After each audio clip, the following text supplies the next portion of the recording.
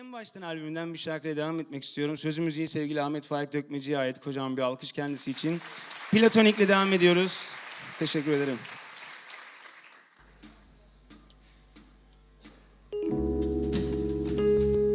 Şöyle ufak ufak ellerimizi kavuşturabiliriz. Hey, hey.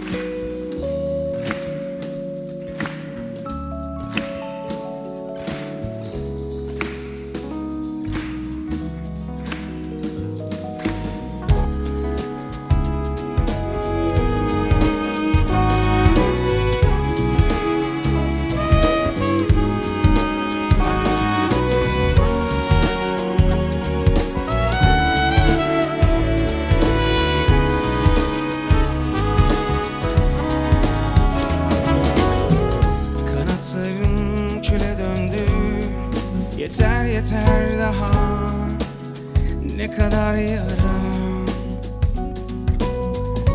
Ne olur son olsa bu hıçkırıklı ağlamaklar boşluğa.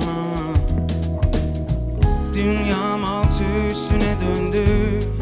Yeter yeter daha, ne kadar daha.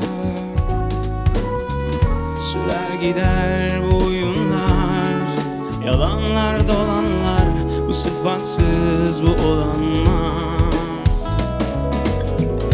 Sevgilim sen misin?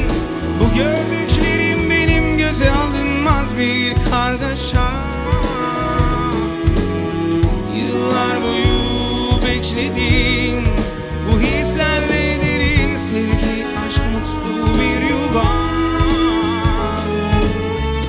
İnat etsem de göremedim, sevgilim yok sende hiçbirisi.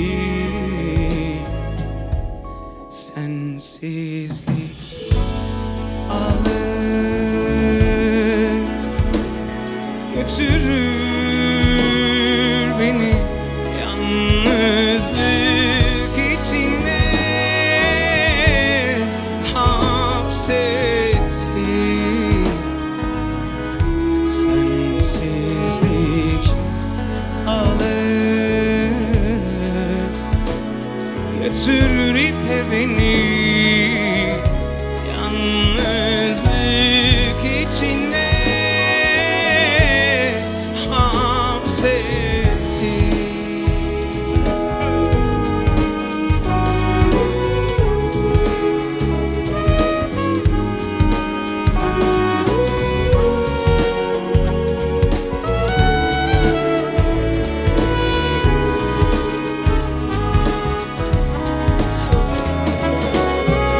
Sevgilim sen misin?